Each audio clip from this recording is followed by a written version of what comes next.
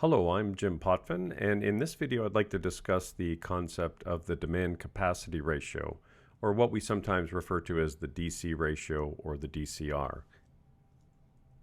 In all ergonomic analyses, we're attempting to determine the risk of injury and or fatigue, and that typically involves a balancing act between the capacity of a tissue to meet some demand and the actual demand working on that tissue or muscle or passive tissue, cardiorespiratory system.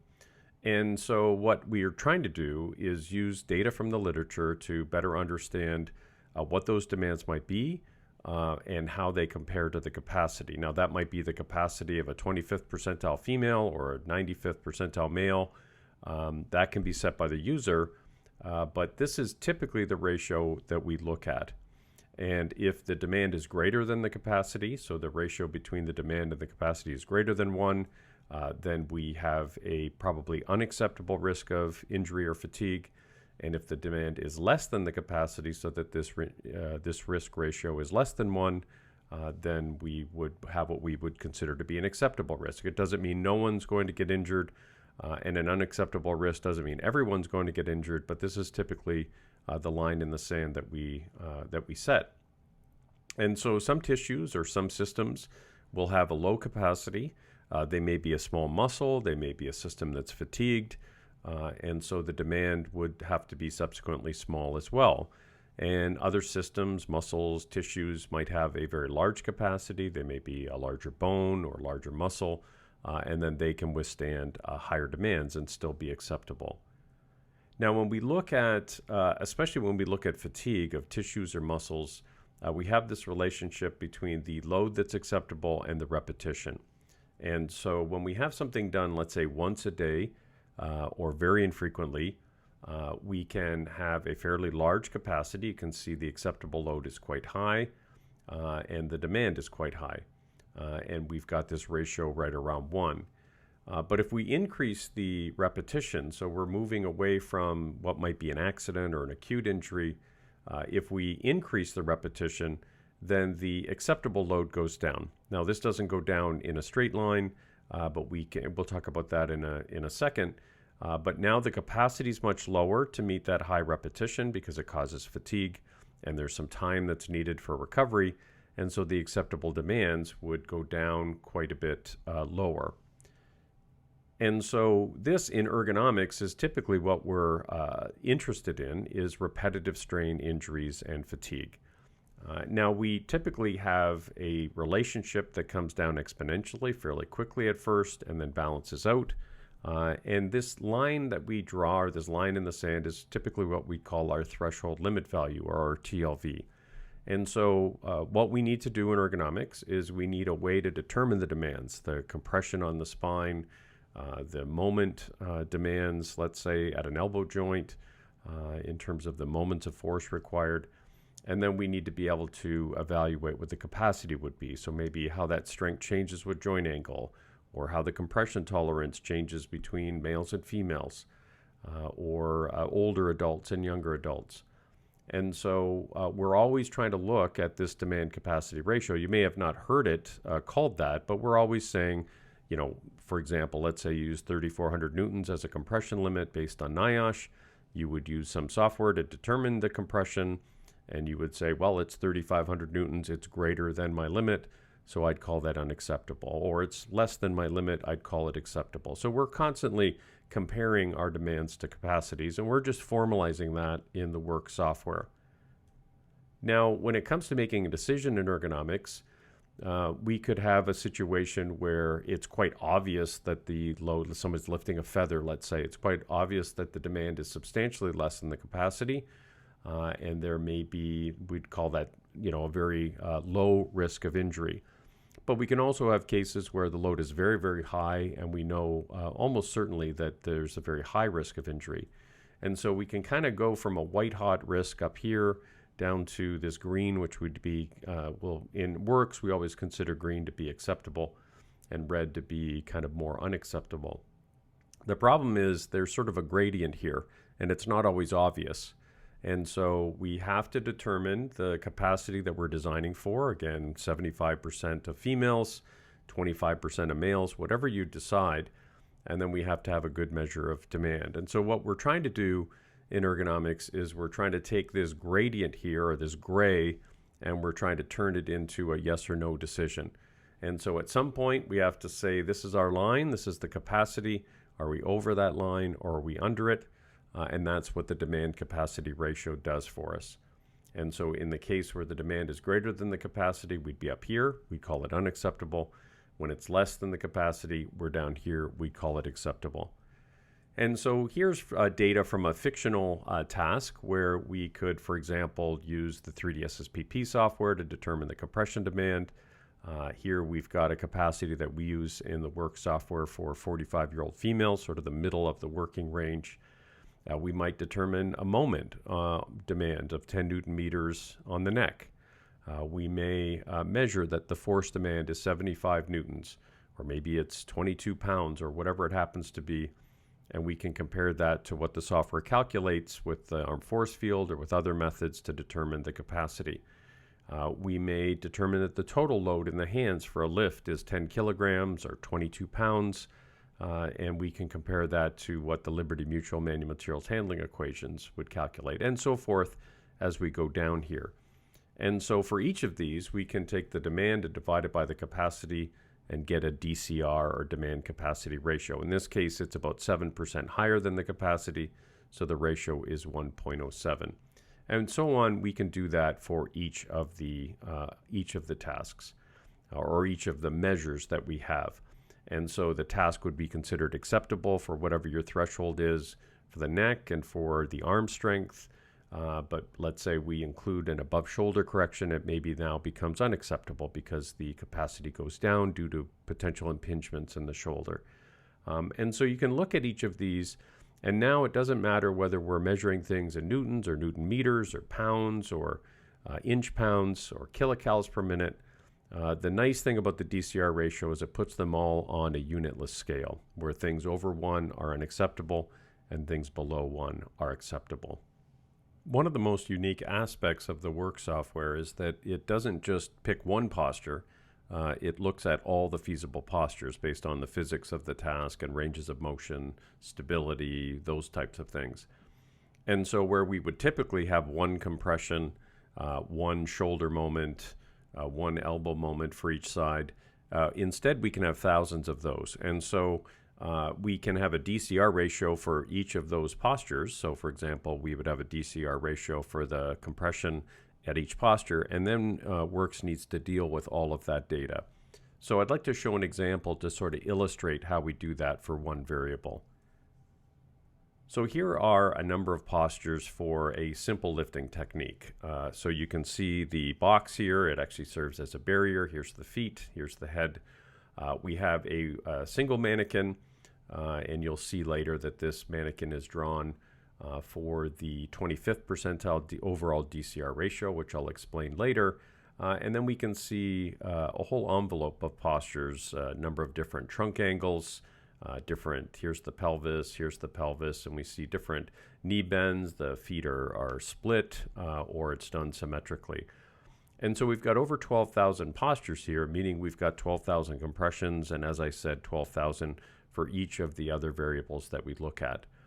And so if we take the compression, so we've got the 12,339 compressions, and we rank them from the lowest compression that we observed up to the highest compression, we can see on this ratio that they range from about 2,500 newtons up to, say, around 3,400 newtons or so. And so in our software, we use the Yager 2018 data to set limits for all the compression variables, and we use 3,260 as our limit for a 45-year-old female. So we sort of have picked the middle of the working range, and that's our limit for females. Obviously, the limit is higher for males. And so we've shown the compressions on this axis. If we take each of these values and divide it by our limit, we can get a demand capacity ratio. And so if each of the compressions, this 2,500 divided by 3,260, and that's what we get on this axis. So when the compression is 3,260, the DCR ratio is 1.0. When it's above that, the ratio goes higher above 0. And as it decreases, it goes lower or higher above 1. And as it decreases, it goes lower below 1. And so here we've just taken the 12,000 and determined these as a percentile. So this would be the first compression, and this would be the 12,339th compression. And you can see there's not a lot of spread here, but certainly there are postures you can get into that will result in compressions below our limit, and many postures that would result in values above that limit. And so at some point we have to draw a line in the sand and decide whether this task is acceptable or not. And so what we do is based on looking at these, we can look at the minimum compression, which is 2,573. And with that, we can also look at the highest compression of 4,908. And then for those, we can look at the demand versus the capacity. And we can, in our mind right now, we're suggesting that users use the 25th percentile DCR ratio for each of the variables. And we're in the process of doing some research to try to validate that, but that does compare up well with the Liberty Mutual equation data. And so the idea here is that we're not just picking the absolute best posture that someone could get into, because there's no way that they could do that repetitively, even if they tried. And there's also other tissues that might get loaded a little bit more in that posture, so they kind of spread things around. And so we're saying, well, you're not in the best posture, but you're probably an experienced worker is not going to be in the worst posture probably ever. And so we're suggesting that we use the 25th percentile compression, which in this case is around 3,000 newtons. 3,000 divided by our limit of 3260 is 0.92. And so we're using this as the criterion value to decide if a task is acceptable. In this case, the DCR ratio is less than 1. So it's shown in green, and it's 0.92. But we can also calculate DCR ratios at the 50th percentile value, and it's just slightly above our limit, so it's 1.03. Or we could do it at the 95th percentile value. If you wanted to be very conservative, you could use the 50th or 95th percentile DCR ratio as your criterion. But we sort of feel that people probably aren't spending much time in these postures.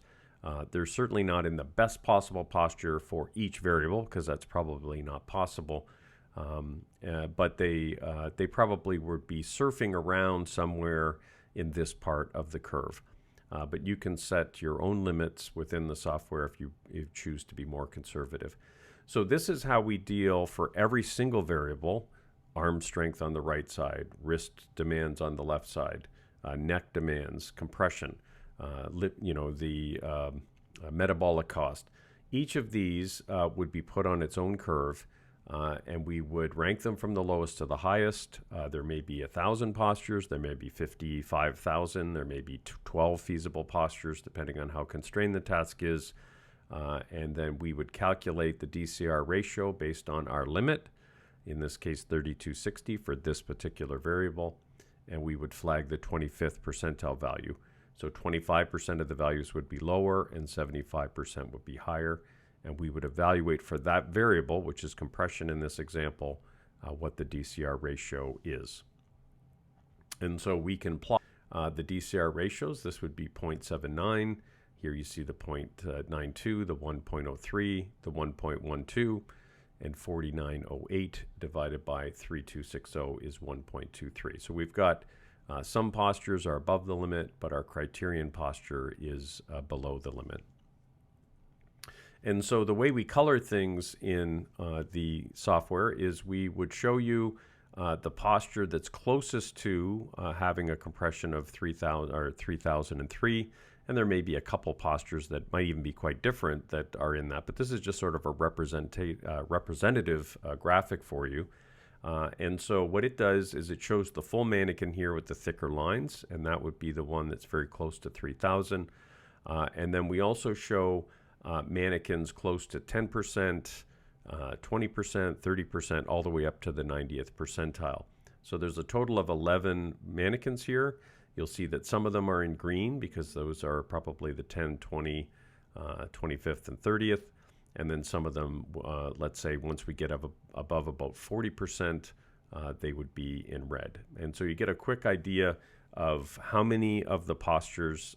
Again, there's only 11 representative postures shown out of the 12,000 or so.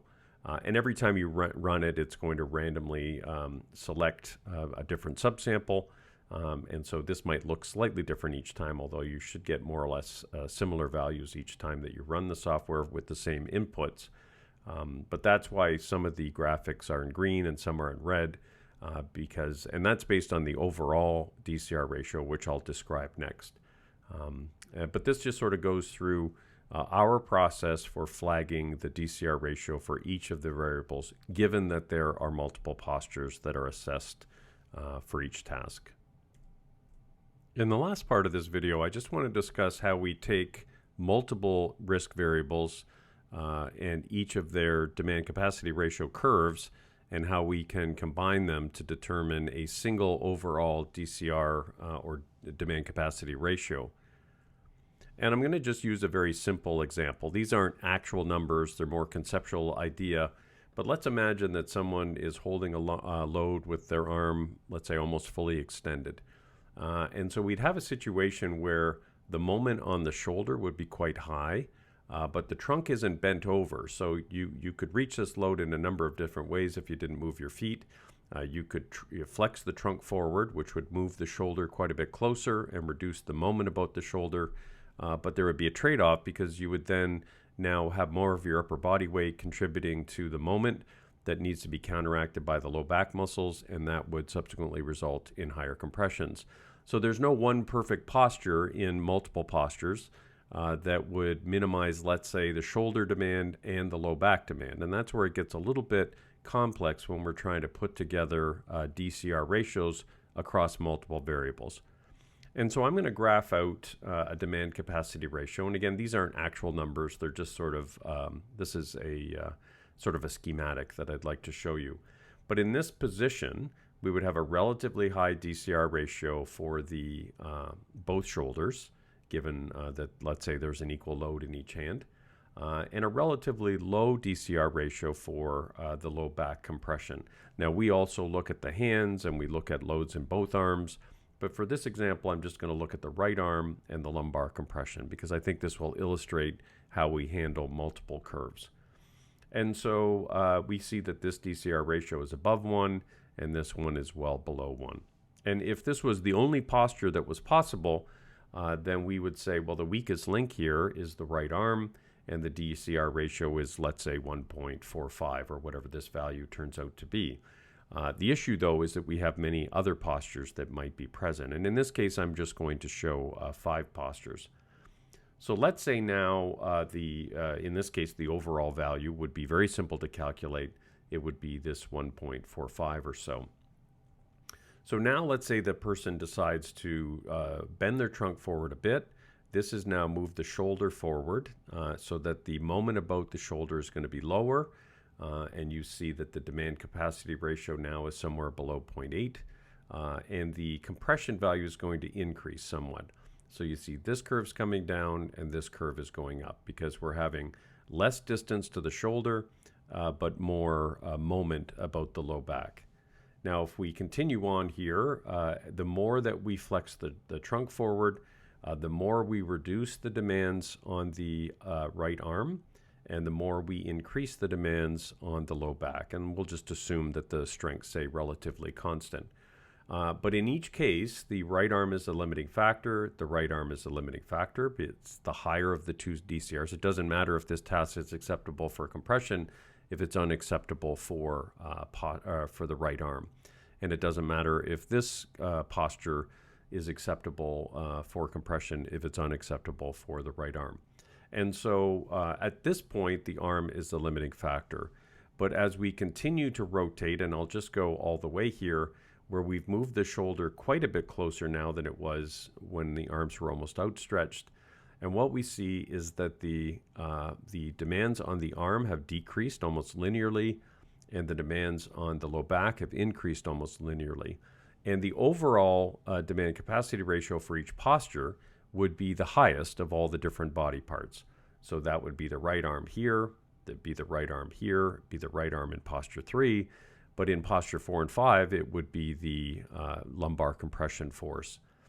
And so it's not good enough just to necessarily surf along the curves to decide what your overall DCR is. And also, we need to decide where our cutoff is. So if we're going to use the 25th percentile value, this would be the second value out of the 5 here, because you have 25%, 50%, 75, and 100% of the postures.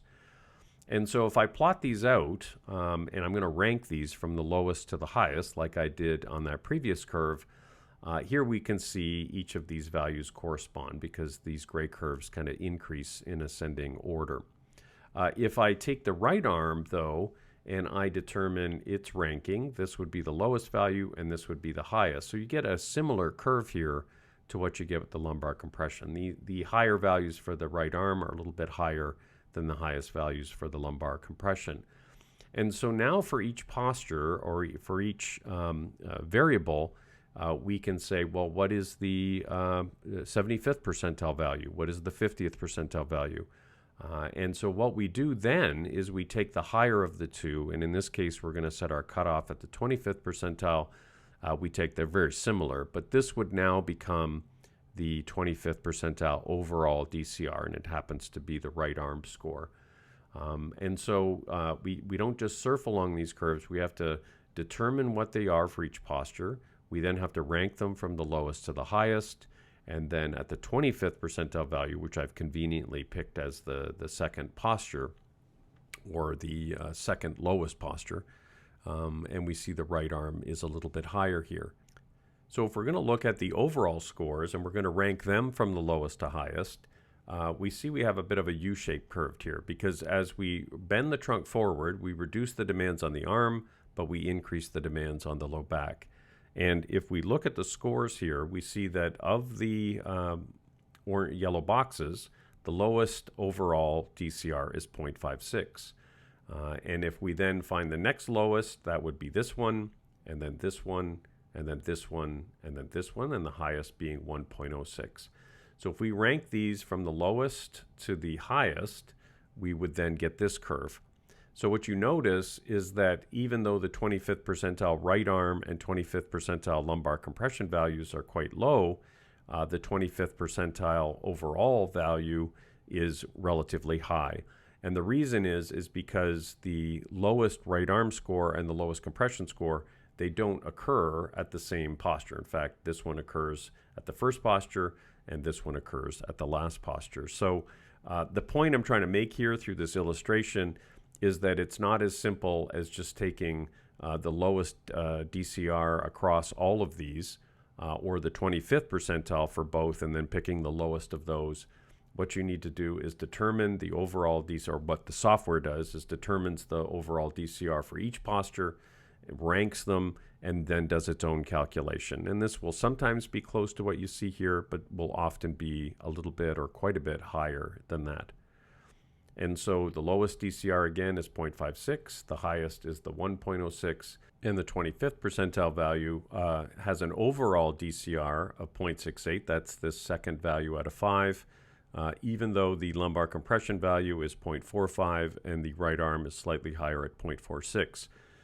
And because the 25th percentile compression value doesn't happen at the same posture as the 25th percentile right arm value, you can't just kind of surf along the highest value on this curve and get your 25th percentile overall. You need to determine the overall value for each posture and then rank them separately and get your 25th percentile value.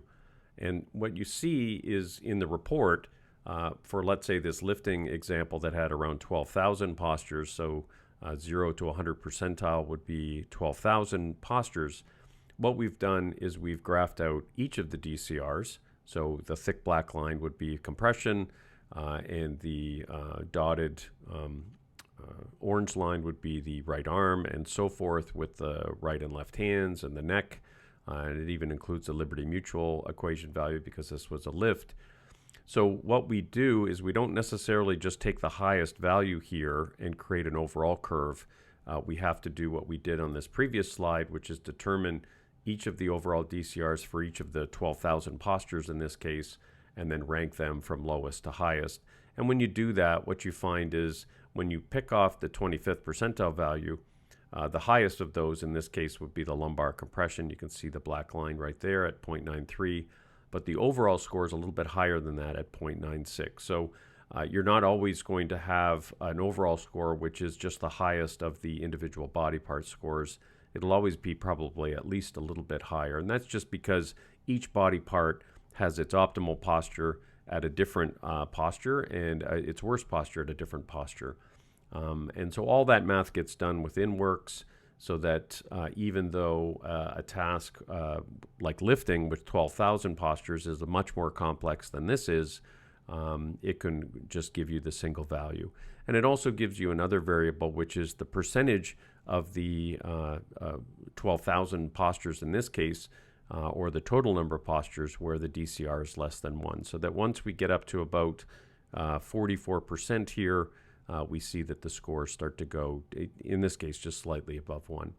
And so in this video, I just wanted to describe the overall DCR, what a demand capacity ratio is, how we can determine demand capacity ratios across multiple postures, and then how all of that data can be combined to create a single value, if that's what you want, for the DCR percentile that you've picked, and that would be the overall DCR score.